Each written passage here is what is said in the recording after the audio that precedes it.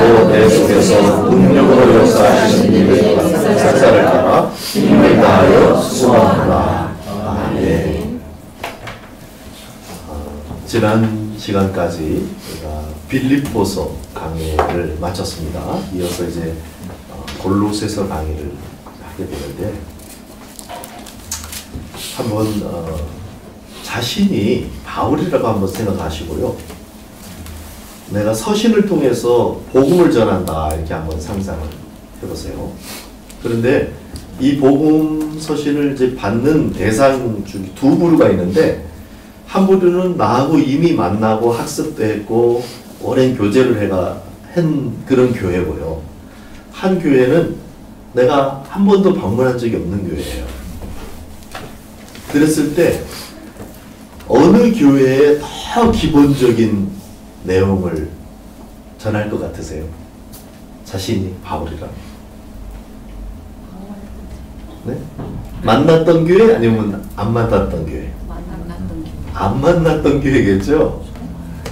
안 만났던, 아직 자신과 교제를 못했던 그 교회에 더 기본적이고 아주 중요한 그 내용들을, 아직 공유하지 못했을 가능성이 있는 그런 내용들을 상세히 풀어서 이제 설명을 했겠습니다. 자, 바울이 보낸 서신들 중에 만나지 못한 교회에 보내는 서신이 뭐가 있나요? 우선 생각나는 거 로마서가 있죠. 로마서.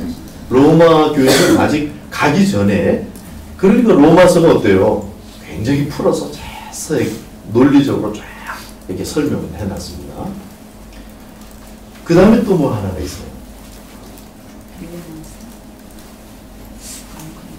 빌레몬서, 예, 빌레몬서가 어디로 가는 거죠?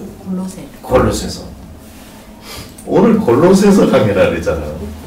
제가 왜 묻겠습니까? 골로새 교회. 이 골로새 교회도 바울이 간 적이 없어요. 사도행전을 보면은 골로새에 간 그런 기록이 이제 나와 있지 않고, 그런데 골로새에는 누가 이제 사역을 하고 있냐면은, 우리 한번 찾아볼까요? 지금 1장 7절에 보면은 누가 나오니까 2절 7절 한번 읽어주시죠. 시작. 이와 같이 우리와 함께 동네 사랑하는 바울에게 너희가 기원하니 그는 너희를 위한 그리스도의 신실한 일꾼이요. 예, 그러니까 에바브라가 나오는데, 이 에바브라, 그러니까 에바브로 디도하고는 다른 사람 같아요. 이 같은 사람이다 다른 사람이다 의견들이 있는데, 어쨌든 에바브로라고 설명되어 있는 이 사람이 이제 골로새에서부터 온 사람이고요. 그 다음에 4장 17절을 한번 보세요. 역시 한번 읽어주세요. 시작.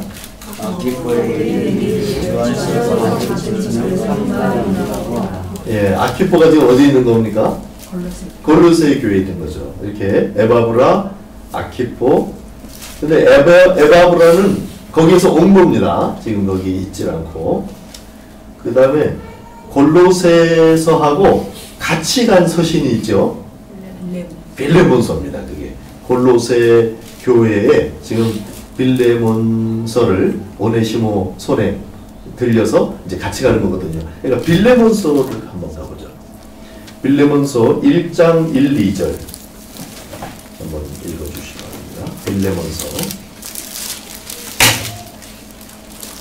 먼저 찾으신 분이 한번 읽어주시겠어요? 그리스도 예수를 위하여 갇힌 자 된 바울과 및 형제 디모데는 우리의 사랑을 받는 자요 동력자인 빌레몬과 자매 아비아와 우리와 함께 병사된 아키포와 내 집에 있는 교회에 편지하노니. 네, 거기까지만 읽으시죠. 그러니까 빌레몬이 있고 그 아내일 것 같아요. 자매의 이름이 나오고 있고, 그 다음에 아키포가 또 나오죠. 그 다음에 23절을 한번 보시죠. 23절 뭐라고 되죠? 그리스도 예수 안에서 나와 함께 갇힌 자 에바브라. 예, 그러니까 에바브라는 지금 그 교회에서부터 골로새에서 왔는데 바울하고 같이 지금 갇혀 있는 그런 상태입니다. 자, 이러니까 바울이 방문한 적이 없어요. 그러나 이제 아는 사이긴 아는 사이인데 아마도 에바브라, 빌레몬, 아키포 이런 사람들이 언젠가 바울의 복음을 들은 겁니다.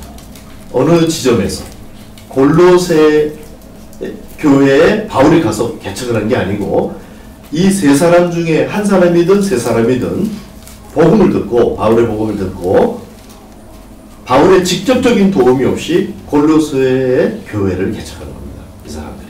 그래서 지금 교회가 이루어지고 있는 그런 상태예요. 그런 상태에 지금 바울이 이제 다른 교회 옥중서신을 보내는데 옥중서신 그러면 보통 몇 권 그렇죠? 네. 보통 4권 그래요. 에베소서, 빌립보서, 골로새서와 같이 가는 빌레몬서인데 또 있어요 사실 옥중서신이. 디모데 후서도 옥중서신인데 목회서신이라 그러죠. 근데 전서가 옥중서신일까 아니면 그 이제 2번에 걸쳐서 바울이 이제 감옥에 가거든요. 사도행전에는 앞부분만 나와요. 요 사이에 써진 건가 이런 거는 조금 의리가 있어요. 어쨌든 만약에 그것도 그렇다면 전부 다 디모데 전후서도 다 옥중서신이 될 수도 있는데 디모데 후서는 확실하고 디모데전서는 조금 확실하진 않아요. 자, 어쨌든 지금 옥중서신이 이렇게 있는데 가장 근본적인 내용을 이 옥중서신 중에 가장 근본적인 아주 중요한 내용을 전하고 있을 가능성이 높은 서신서 뭘까요? 골로새서. 바로 골로새서인 거죠. 물론 다른 서신이 중요하지 않다 이런 뜻이 전혀 아닙니다. 근데 다른 서신들은 뭔가를 전제하고 굉장히 중요한 내용을 전제하고 그 위에서 또는 그것을 적용하고 이렇게 나가고 있는 거예요. 근데 골로새서는 그 기본을 굉장히 강조하여서 전달을 하고 있는 그런 서신이다. 이게 주변 환경을 봐도 그렇고 이제 읽어봐도 그렇습니다. 그러니까 복음서는 이제 우리 사도 마태, 마가, 누가 이렇게 하는 이 복음서는 예수님의 생애를 일대기적으로 그렇게 서술하고 있는 기독론이죠. 그런가 하면은 이 골로새서 같은 경우는 예수님의 생애를 총체적으로 다 그 결론을 적용하는 교리 이것을 설명하는 기독론이에요. 그래서 골로새서는 기독론이다 그러잖아요. 이건 많이 들어보셨죠? 골로새서는 기독론이고 에베소서는요? 교회론. 이 기본적으로 많이들 이제 이렇게 얘기하고 있죠.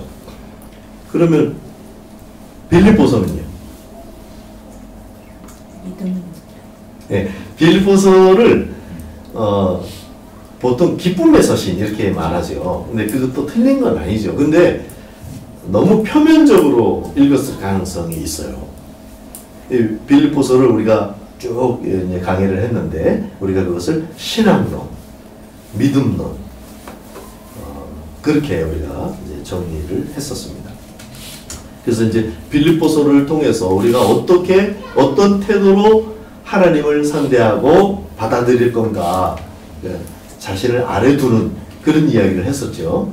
그렇게 자세가 돼 있는 상태에서 마침 골로새서를 우리가 읽는다면은 이 복음의 아주 근본적이고 기본적인 내용들을 우리가 잘 흡수할 수 있지 않겠는가 이렇게 생각이 됩니다. 골로새서 기독론인데 기독론 메시아에 대한 설명이다 이런 말이 됩니다. 자 이제 다른 서신들이 우리 안에 계신 그리스도 내주하시는 그리스도 오늘 본문에서 읽은 내주하시는 그리스도에 대한 신앙이 쭉 전제가 되어 있는 상태에서 이야기를 합니다. 그러니까 바울 서신의 모든 서신서들의 전제는 뭐냐면 우리 안에 하나님이 오셨다는 거예요. 거기서부터 이야기를 이제 하고 있는 거예요. 근데 그래서 초기 서신인 갈라디아서에서는 이제는 내가 사는 것이 아니라 내 안에 그리스도가 사는 것이다. 이것을 천명하고 있죠.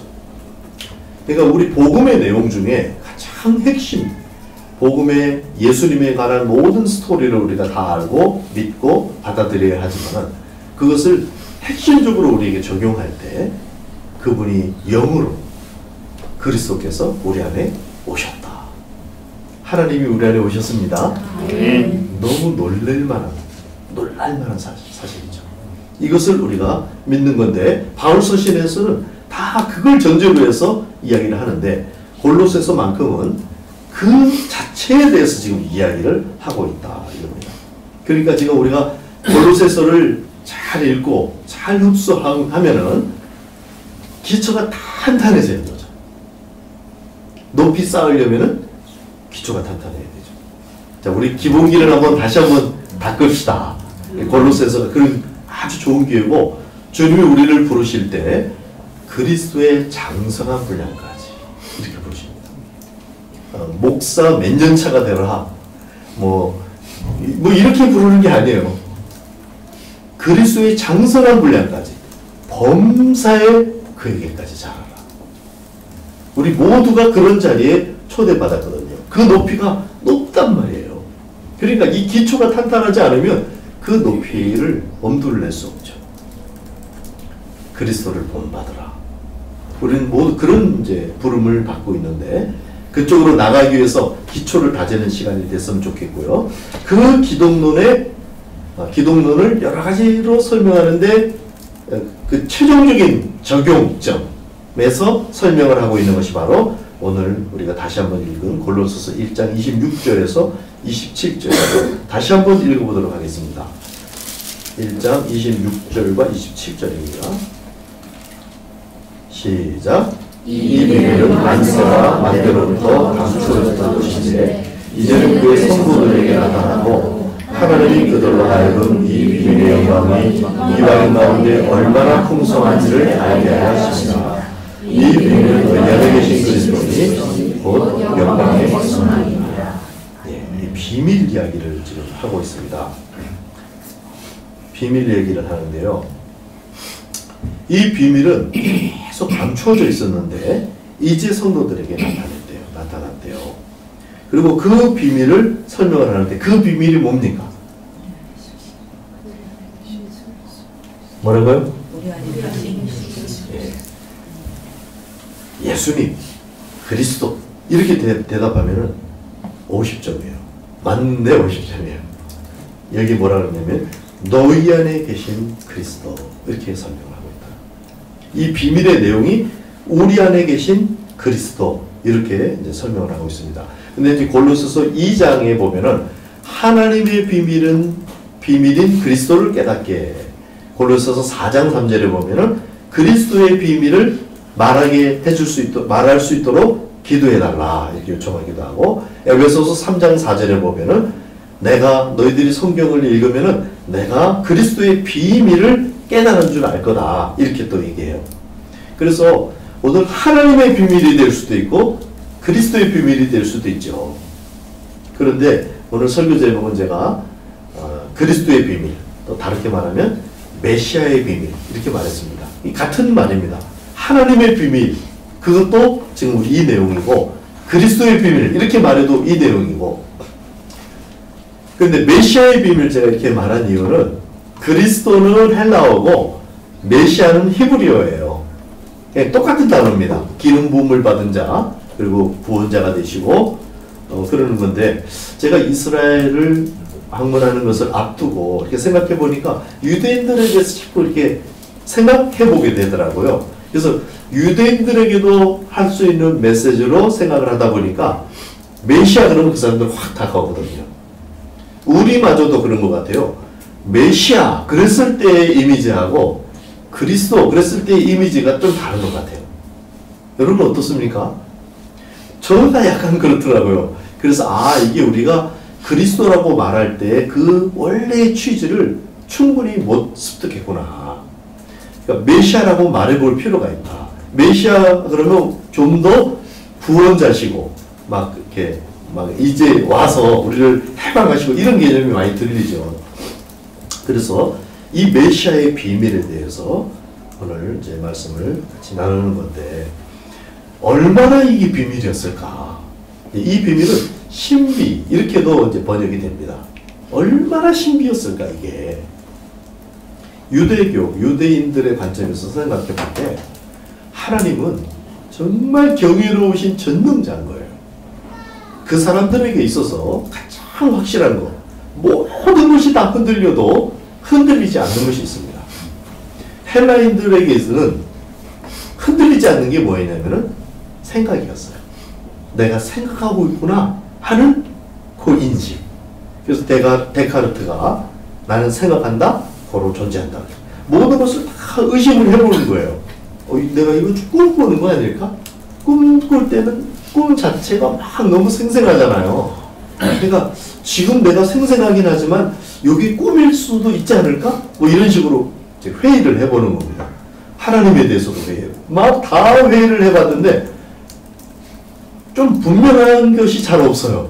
그런데 데카르트가 최종적으로 해보니까 자꾸 회의를 하고 의심을 하고 있는 자기 자신에 대해서는 더 이상 회의를 할 수가 없는 거예요. 그래서 철학의 제1명제로 나는 의심한다, 생각한다인데 그래서 고로 존재한다. 이렇게 이제 말을 했단 말이에요. 그러니까 헬라인들, 이 그리스인들의 어떤 사고 속에는 이 생각하는 나가 아주 가장 기본적인 흔들리지 않는 거였거든요. 근데 히브리인들은 다릅니다. 사람들이 다 그런 식으로 사고할 것 같지만은 전혀 그렇게 사고하지 않는 사람들이 있었는데 바로 히브리인들이에요. 히브리인들에게는 뭐가 가장 확실하냐면요. 하나님이 살아계신 겁니다. 그래서 구약 성경을 읽어보면은 히브리인들이 맹세를 할 때 어떻게 맹세하는지 기억하세요? 하나님의 사심을 두고 맹세합니다. 리빙가 살아계신 하나님을 두고 맹세하는 거예요. 우리도 맹세할 때 가장 센 거, 가장 확실한 걸 붙들고 맹세하잖아요. 그런 건데 바로 유대인들은 그렇습니다. 그래서 그 혹독한 그 역사를 지내면서도 막 호소하고 원망하고 막 이렇게 했을지라도 살아계신 하나님에 대해서는 흔들려 본 적이 없어요. 그게 유대인들이에요. 근데 그 유대인들이 그 살아계신 하나님에 대해서 정말 경이롭게 생각하는 거죠. 그리고 전능자인 것을 믿고, 그런데 그분이 지금 우리하고 멀고 막 우리를 심판하셨고 막 이렇게 이제 생각을 하다가도 그렇지만 언젠가는 그분이 메시아를 보내신다. 이렇게 믿고 있는 거예요. 그러니까 메시아가 오면은 우리가 해방되고 막 주변 국가로부터의 압제와 고통과 이런 것으로부터 자유하고 인생의 모든 문제가 해결받고 이런 정치적인 메시아, 뭐 영적인 것도 포함될 수 있지만 우선 내 신변이 해방되는 어떤 정치적이고 구체적인 그 메시아를 사모하고 있거든요. 이런 메시아를 기대하고 있는데 지금 우리는 어떤 메시아의 비밀에 대해서 이 본문이 말해주냐면 우리 안에 계신 그리스도입니다. 우리 안에 계신 메시아예요. 이분들은 꿈에도 생각할 수 없었던 내용인 거예요. 유대인들의 사고 속에서는 메시아가 우리 안에 오신다. 일반인들도 그렇지만 특별히 이 유대인들에게는 전능하신 하나님, 너무나 멀고 경외롭고 두려우신 하나님이 온다. 이거는 생각도 못했어요. 그분들도 성령님을 알았습니다. 하나님의 성령님을 알았어요. 삼위일체 하나님으로 믿지는 못했을지라도 성령님을 알고 구약 성경이 그게 있기 때문에 그럼에도 불구하고 이런 방식으로 함께 해주신다는 사실은 생각을 전혀 할 수 없었던 거예요. 구약학자들의 관점에서 보면은 유대인도 있겠지만 유대인이 아닌 구약학자들도 있는데 이분들이 구약을 열심히 읽고 열심히 듣고 그랬을지라도 이게 그런 뜻일 거라고는 생각조차 못했던 개념이 바로 우리 안에 계신 그리스도입니다.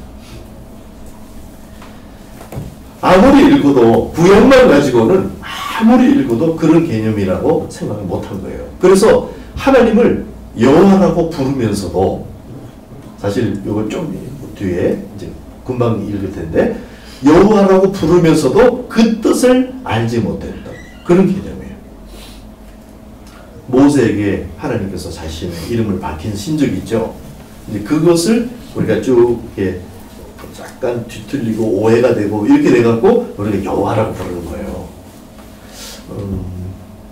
그러니까 여호와라는 이름을 조금 우리가 다시 묵상해 볼 필요가 있습니다. 그런데 구약은 또 그렇다 치고 신약에 와서 예수님 이렇게 부르잖아요. 예수라고 부르면서도 그 뜻을 미처 알지 못하는 그 개념이 이런 개념이구나. 우리 안에 계신 그리스도라는 말이구나. 이 개념을 알 수가 없었다 이 말이에요. 사실 이사야서에서 그분이 이제 오실 것, 메시아가 오실 것을 예언하면서 그 이름을 뭐라 그랬죠? 임마누엘이라 하라. 임마누엘은 하나님이 우리와 함께 하신다. 그렇게 그 이름이 그럴 거다 그랬거든요. 근데 예수님이 나셨어요. 그리고 이름을 뭐라고 지었어요? 당연히 예수라고 지었어요. 임마누엘이라고 짓지 않고 예수라고 지었어요. 왜 그랬을까요? 같은 뜻인 거예요. 이름 잘못 지은 게 아니고. 그러니까 임마누엘, 예수라는 이름 그 속에 그런 의미가 들어있는 거예요. 그런 의미를 통해서 구원하신다 하는 의미가 이미 들어있는 겁니다. 그게 어떻게 그런가 하면은 우리가 하나님 아버지의 이름을 생각해 볼 때 여호와 우리가 이제 이렇게 하죠. 출애굽기 6장 23절에 보면 시간이 좀 그러니까 제가 그냥 설명을 할게요. 모세가 하나님에 대해서 묻습니다. 내가 누가 나에게 나타났는지 백성들에게 뭐라고 설명해야 됩니까? 그때 하나님께서 뭐라고 말씀하셨는데 그거를 어떻게 번역을 했냐면 나는 스스로 있는 자다. 이렇게 이제 번역을 한 겁니다. 우리 이해할 수 있는 방식으로 번역을 하고요. 근데 하나님께서 나는 스스로 있는 자다. 이렇게 말씀하신 것은 아닌 것 같아요. 그랬는데 어쨌든 조금 세월이 흘러가지고 번역이 출애굽기를 보면은 출애굽기에 계속 리듬이 있어요. 반복되는 리듬인데 그게 뭐냐면 여호와인 줄 알리라. 여호와인 줄 알리라. 사건을 막 그 재앙을 내리시고 출애굽을 하시기 위해서 이렇게 하는 모든 과정 중에서 여호와인 줄 알리라. 여호와인 줄 알리라. 이렇게 하시거든요. 근데 이 여호와라는 이름은 출애굽기 6장 23절에 보면은 모세에게 처음 얘기한 거예요. 아브라함, 이삭, 야곱에게는 나는 전능한 하나님이라고 밝혔지 여호와라고 밝힌 적이 없다. 이렇게 말씀을 하셨어요. 그래서 여호와라는 이름을 모세가 처음 들은 거예요. 근데 이제 여호와라고 우리가 발음을 하지만 처음 들었는데 그래서 그리고 뭐라고 그러냐면 이 여호와라는 이름은 나의 영원한 이름이요 대대로 기억할 나의 이름이다. 이렇게 돼 있어요. 근데 우리가 사실 하나님의 이름을 잊어버린 겁니다. 뭐라고 불러야 될지를 잊어버린 거예요. 유대인들이 하나님의 이름을 너무 소중히 여긴 나머지 발음을 안 했어요. 우리가 우리만 해도 사실 이런 생각을 하는 나라는 많지는 않습니다. 근데 유대인하고 동양의 중국인들이 좀 그런가요? 중국인도 사실 그런 생각이 착해요. 옛날에 공자시대에는 어땠는지 모르는데 지금은 안 그런데 우리 한국 사람들 그래서 아버지 이름이 뭐냐 이렇게도 안 하죠. 아버님 함자가 어떻게 되셔? 이렇게 묻죠. 물을 때도 대답을 할 때는 무슨 자 무슨 자 무슨 자입니다. 이름을 이렇게 부르지 않고 이렇게 한단 말이에요. 유대인들은 더 심각하고 더 심했어요. 그래서 성경을 옮겼을 때도 딱 그 이름이 나오면은 목욕 제거하고 붓을 빨고 때로는 버리고 이렇게 새 옷을 갈아입고 쓰는 거예요. 여호와라는 이름이 얼마나 많이 나와요. 그렇게 정성을 기울여서 하다 보니까 심지어는 잊어버렸어요. 그 발음 자체를. 그래서 그런데 안 읽을 수가 없어요. 안 부를 수가 없어요. 그래서 대안을 냈는데 나는 스스로 있는 자다 했을 때 밝히신 그 동사가 하야 동사라는 거예요. 있다는 어떤 개념이 들어있는데 그냥 있다라는 단순한 뜻은 아니고 근데 그 동사의 모음에다가 아니 자음에다가 아도나이라는 말은 my lord 주님 이런 말이에요. 하나님을 부를 때 주님 이렇게도 불렀거든요. 그게 아도나이인데 아도나이 할 때 모음이 있죠. 그 모음과 지금 난 누구다 이렇게 설명하셨을 때 그 자음을 붙여갖고 읽은 거예요. 그걸 읽으면 어떤 발음이 나오냐면 여호와 이렇게 돼요. 그래서 더 원래 발음은 뭐 야외에 가까울 것이다 뭐 이렇게 하는데 이건 다 추정에 불과합니다. 그러니까 사실 우리가 하나님의 이름을 잊어버렸어요. 우리 아버지 이름을 몰라요. 그러나 그 이름을 안 부르면 안 된다 그런 말이 아니고 하나님 뭐라 했는데 나의 이름을 망령되이 일컫지 말라 이렇게 말씀하셨죠. 그거는 왜 그러냐면 제대로 일컬으라는 거예요. 그 뜻이 뭔지 그 본질 그 이름 자체를 말하는 게 중요한 게 아니고 이름이 갖고 있는 본질을 이해하면 되는 거예요. 근데 하나님께서 나를 여호와라 이렇게 이제 설명을 하실 때 그 안에 들어오면 그럼 그 뜻이 뭐냐 그것을 영어로 굳이 번역을 해보니까 I will be what I will be 이렇게 돼요. 잘 번역이 안 돼요. 어쨌든 알쏭달쏭합니다. 알 것도 같고 잘 모르겠고 이게 지금 하나님 여호와의 이름에 대한 우리 학자들 뭐 신앙인 모두의 지금 처한 상황이에요. 근데 여호와의 이름을 생각해 보면 알쏭달쏭하고 참 신비하고 뭔가 거기 굉장한 것이 있는데 싶고 이게 비밀인가 싶기도 하고 뭐 이렇게 생각을 하다 보니까 오늘 읽은 본문하고 탁 뭐가 연결된 비밀? 수수께끼? 알쏭달쏭? 신비? 오늘 여기 본문에 이 얘기를 하고 있는 거예요. 그래서 답을 발견하고 사도 바울은 어떻게 알았을까? 설명을 들은 겁니다. 하나님으로부터. 저는 그렇게 생각합니다. 사도 바울이 이걸 어떻게 깨달았을까? 학자로서 연구를 해서 깨달은 게 아니에요. 그 사람은 성경을 연구한 결과를 어떻게 했냐면 기독교인들을 박해하고 막 이렇게 했거든요. 그러니까 구약학자로서 최고의 학부를 있었지만은 그걸 발견할 수가 없었어요. 근데 예수님을 만나고 예수님으로부터 설명을 들었을 거예요. 그러고 나니까 이게 그런 뜻이에요? 사도 바울에게는 엄청난 새로운 개념이었을 거예요. 그래서 사도 바울의 복음 속에는 항상 이 내용이 기재가 돼요. 우리 안에 계신 그리스도. 그래서 사도 바울은 로마서에서 하나님의 복음, 그 아들의 복음, 내 복음 이렇게 말합니다. 이게 다 스펙트럼이 있는데 내 복음 그럴 때는 여기 기초가 돼 있어요.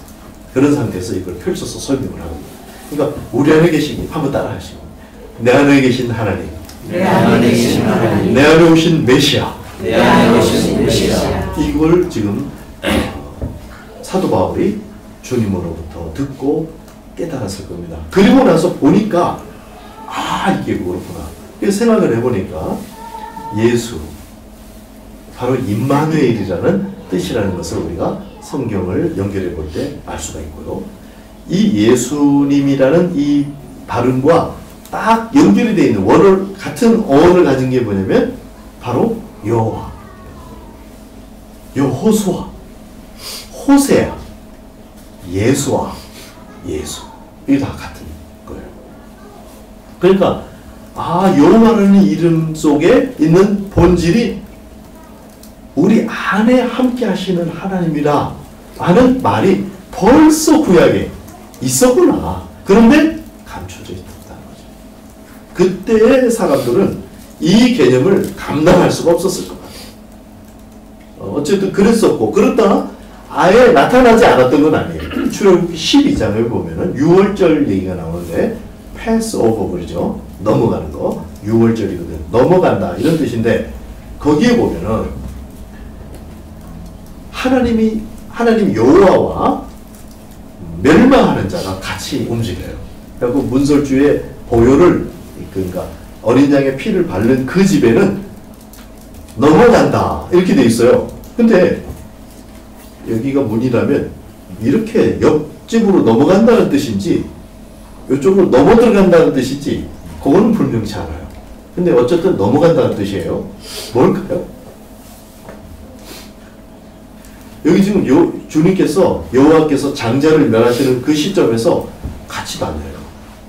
여호와 혼자만 다니시면서 멸망시키시는 게 아니고 여호와와 멸하는 자가 같이 다녀요.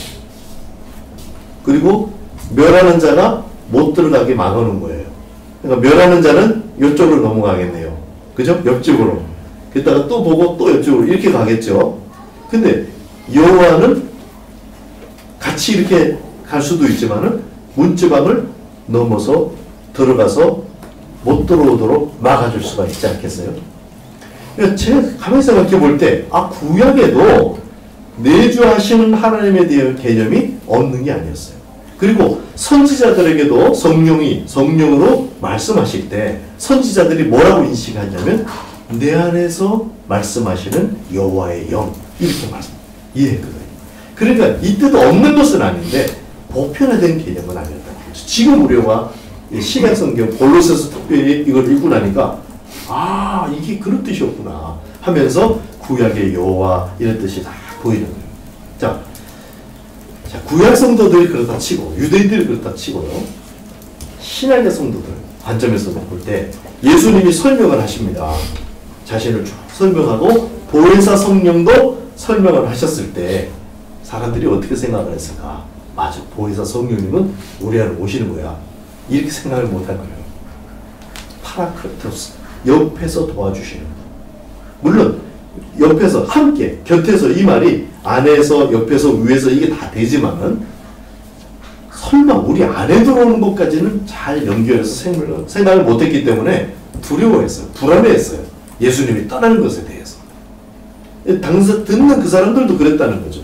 그런데 이 바울, 유대인이면서 구약 학자였지만 알 수 없었던 그 사람이 주님이 가르쳐 주심으로 말미암아, 직접 가르쳐 주심으로 말미암아 그걸 깨닫고, 그걸 깨닫지 못했을 때는 그리스도인들을 황당한 이단이라고 생각했다고. 그런데 그걸 깨닫고 구약이 새로 확 통달이 되고 그 비밀이 깨달아진 거죠. 자, 이제 우리 관점, 이방인들이에요 우리가.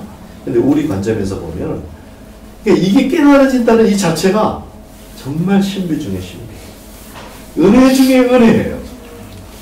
우리는 은혜 받은 자입니다. 하나님이 그리스도를 통하여 우리를 구원하셨습니다. 이거 다 이게 너무너무 기쁨이고 감사죠. 근데 그 중에서도 가장 놀라운 사실은 그 구원의 방식이 하나님이 영으로 우리 안에 오셔서 그 일을 한다는 거예요. 이거는요, 서양 사람들이 생각하는 어떤 신화적 그 사상, 이런 거가 감히 갈 수 없는 그런 자리고, 또 동양 사람들이 범신론적으로 생각하는 거 있거든요. 그것에서 이 정확성이 나올 수 없던, 그러니까 정말 기독교의 이 복음의 어떤 핵심 내용은요, 동서양 그리고 그 중동의 그 유대 유일신 사상 이런 것까지를 다 포용하고 있는 이 통합적인 어떤 정점에 있는 그런 내용이에요. 참 놀라운 거예요. 어떤 천재도 이런 자기의 한계를 넘어서 이걸 생각해내거나 통합해낼 수 있는 그런 개념이 아닌 거죠. 그것을 우리가 지금 여기서 말하고 있고 우리의 신앙으로 고백하고 믿고 있는 겁니다. 우리 안에 계신 그리스도. 근데 빌립보서에서는 그분이 우리 안에서 착한 일을 시작하셨다, 이렇게 말했죠. 그 착한 일은 거룩이라고 했습니다.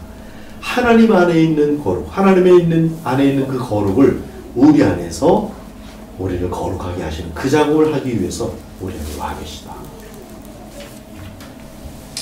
하나님이 우리 안에 오셨을 때 단순히 우리 생활 도와주고 그런 정도만 아닙니다. 그걸 포함합니다. 그러나 정말 우리가 상상도 못했던 그런 엄청난 목적과 계획을 가지고 전능하신 하나님이 우리 안에 오신다는 거예요. 이 부분에 대해서 마음이, 눈이 열리게 되고 깨어나게 되시기를 주의 이름으로 축복합니다. 자, 유대인이 기독교인이 되면 메시아닉 주라고 합니다. 유대인이 기독교인이 되면 굉장할 것 같아요. 히브리어도 하죠. 사고방식도 그런 사고인데 거기에 메시아를 받아들여서 기독교인이 된다. 근데 이제 기독교인이 된다고 했을 때 우리가 경험적으로 생각해보고 우리가 어떻게 복음을 이해했는가 이렇게 생각해볼 때 그분들도 크게 다르지 않을 거라고요. 그러니까 우리 안에 계신 그리스도라는 어떤 근본 메시지까지 도착하기에는 그냥 유대인들이 그리스도인이 된다고 해서 되는 것은 아니라는 겁니다. 그래서 이게 좀 확인시켜주고 설명해줘야 될 필요가 있을 것 같아요. 유대인들에게도. 그래서 제가 이스라엘에 갑니다. 다음 주 말고 그 다음 주에 이제 가는데 가서 우리 메시아닉 주를 제가 한 번도 만나본 적이 없는데 만나서 이 얘기를 한번 나누려고요. 우리 안에 계신 그리스도에 대해서 이것이 얼마나 놀라운 그리고 어떻게 반응하는지 한번 듣고 보고 싶어요. 근데 이제 이미 크리스찬이 됐으면 신약 성경을 다 읽었었기 때문에 거부감 그런 거는 없을지도 몰라요. 그러나 그분들의 사고와 그 이 체계로 볼 때 굉장히 충격적인 메시지일 거라는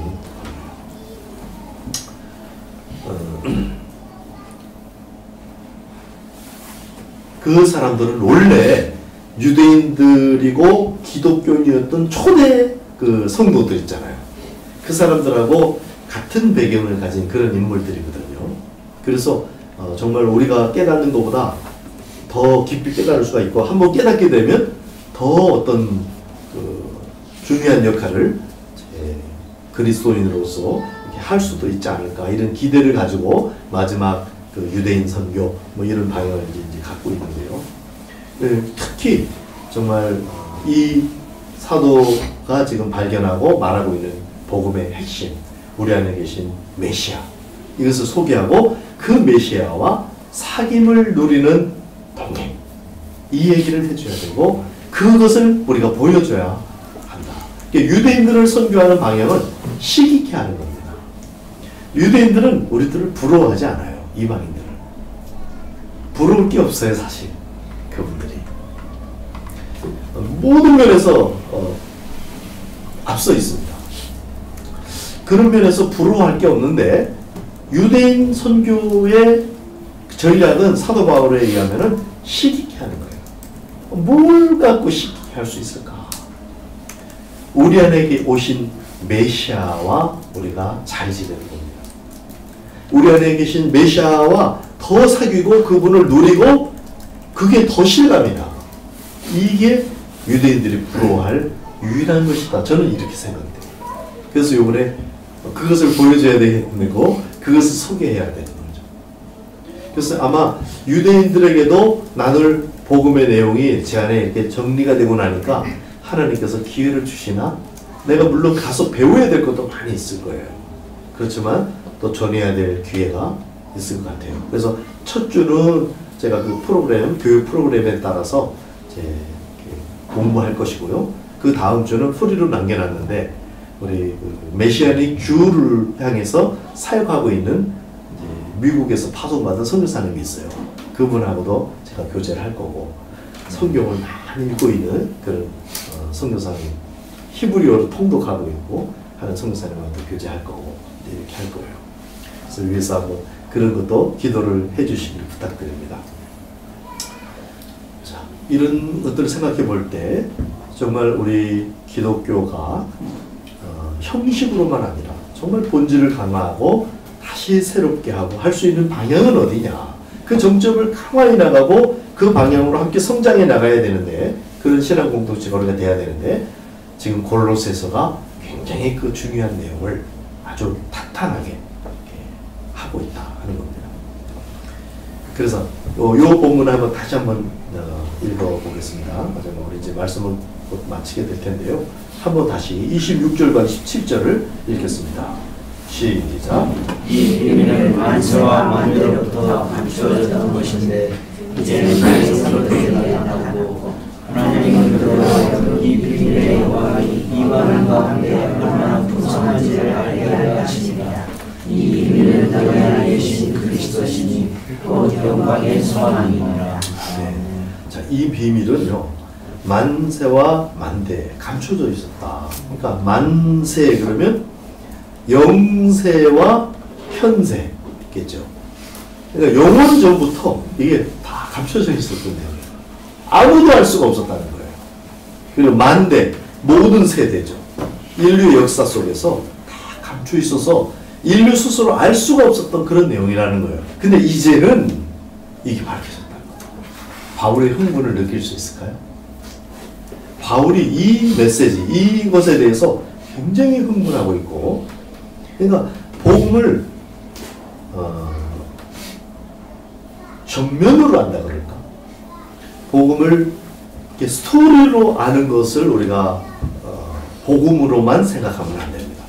예수님의 일대기를 이해하는 거, 예수님이 어떻게 했다, 어떻게 죄사함을 주셨다, 이것을 아는 것만 해도 정말 거기는 진리고 너무나 큰 은혜가 담겨있죠. 그런데 그 이상이라는 거예요. 복음은 사실은 전 우주가 복음입니다. 하나님의 복음, 그랬을 때 하나님이 하신 모든 것이 사실은 거기에 메시지를 다 담으신 거예요. 그 메시지를 초점을 모으면 바로 예수님인 거죠. 자, 한번 따라합니다. 하나님의 복음 예수님. 하나님의 복음 예수님. 하나님이 많은 복음을 전해주셨지만은 그게 예수님에게로. 근데 그 예수님이 성육신하시고 쭉 있다가 우리 안에 오신 메시아까지. 그래서 그 예수님이 사실 그 얘기를 했어요. 계속 전하시면서 내가 떠나는 것이 유익하다. 성령님이 오실 거니까. 그 성령님은 어떤 분이시냐? 하나님이신데 우리 안에 오신다. 그래서 결국 우리 안에 계신 그리스도, 우리 안에 계신 하나님, 그 얘기. 그 예수님의 복음, 하나님의 복음, 예수님. 예수님의 복음, 성령님. 성령님의 복음은 내가 너와 함께 있을게. 특별히 옆에 위에 우리 사이에도 함께 계시겠지만은 너희 안에 있을게. 우리 안에 계신 그리스도의 그 비밀이 이렇게 있는 거죠. 그래서 27절을 보면은 하나님이 성도들에게 이것을 알려주려 했다는 거예요. 그 골로새 성도들에게 알려주려고. 그러니까 이미 알고 있는 성도들입니다. 기신자들에게 이것을 알게 해주려고 했다. 하나님이. 그러니까 우리가 이것을 알아야 되는 거죠. 그 다음에 이 비밀의 영광이 이방인 가운데 얼마나 풍성한지, 이방인 가운데 이 비밀이 얼마나 풍성한지, 이 선교가. 선교, 이 이방인들에게 선교를 하는 데 있어서도 핵심 내용이 뭐냐? 바로 이 비밀의 내용인데 우리 안에 계신 그리스도, 내주하시는 메시아. 이것이 전도와 선교의 핵심 메시지라야 된다 이 말입니다. 근데 사실 우리가 그렇게 복음 전하는 경우는 많지 않은 것 같아요. 사형리, 1원리, 2원리 쭉 있죠. 설명이 되고 이해가 되고 스토리가 이해가 되고 그래서 죄사함의 어떤 그것을 전달해주고 다 좋은 내용들이고 우리가 그걸 전해야 되지만은 정말 내 안에 계신 그리스도에 대해서 전도의 핵심으로 삼아요. 사도 바울도 기도해달라는 거예요. 전도의 문을 여사 내가 이 비밀에 대해서 말할 수 있도록 나를 위해서 기도해달라. 이렇게 요청을 하고 있는 거예요. 이 비밀은 우리 안에 계신 그리스도다. 이 깨달음을 기초로 이제 그것을 어떻게 강화하고 어떤 방향으로 나가야 되는지를 골로새서가 지금 얘기하고 있어요. 그러니까 골로새서의 다음 강해들을 또 기대하시기 바랍니다. 골로새서 안에 굉장한 내용이 있어요. 말씀 맺겠습니다. 지금 엄청난 비밀 이야기, 전부 다 비치 인가를 다 받은 거예요.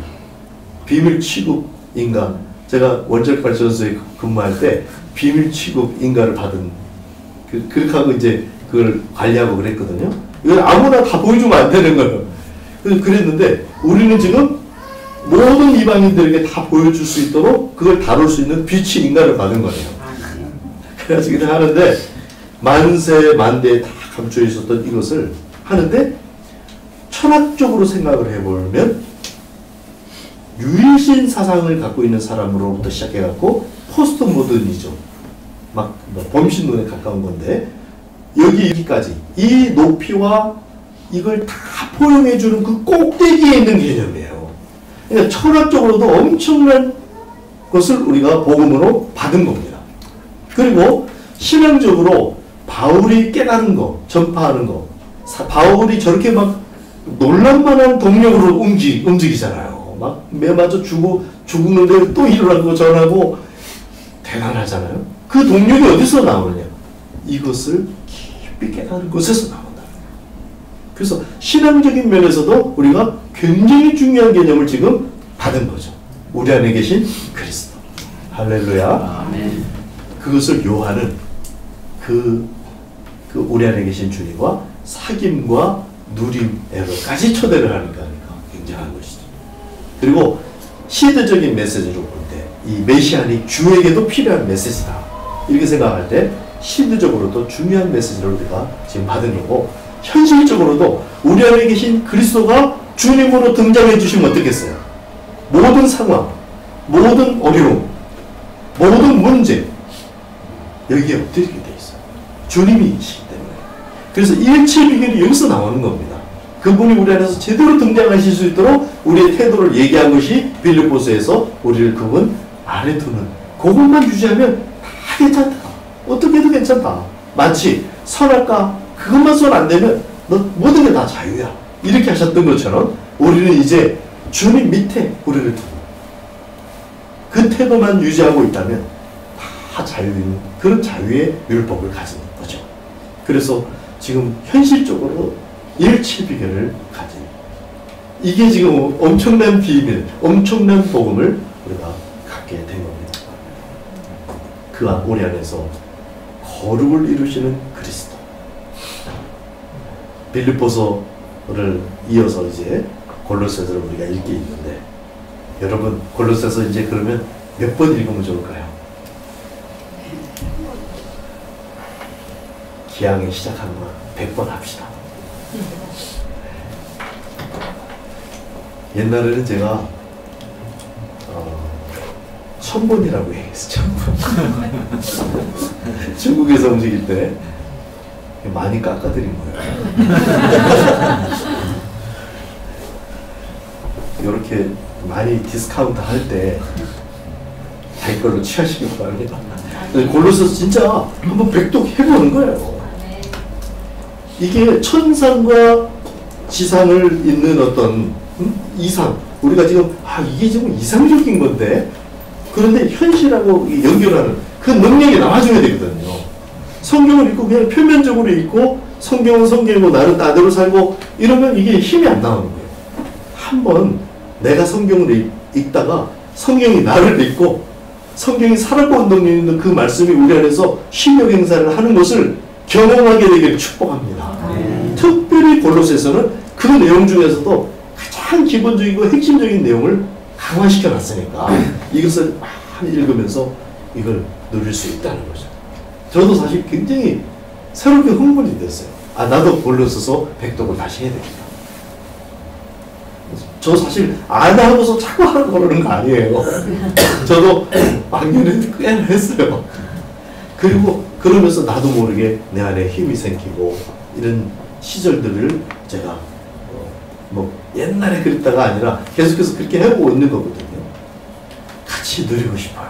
그리고 저도 골로새서 백독을 이제부터 이제 다음에 마감할 때까지 지금 한 달 그랬는데 4월 1일 날 나누는 걸로 했는데 어떻게 한번 해보시겠어요?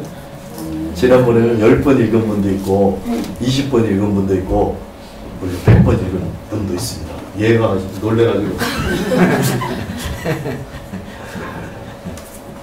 이번에 빌립보서 한번 정말 한번 도전해 보시기를 주의 이름으로 축복합니다. 아멘. 우리 안에 계신 그리스도 계속해서 거기에서 말과 생각을 출발하면서 내 나름대로 막 하면 되는 게 아니고 그 골로새서에 그게 안내가 돼 있으니까 골로새 100번을 통해서 정말 이것이 현실로 자리 잡게 되는 그런 놀라운 은총이 우리 모두에게 있게 되기를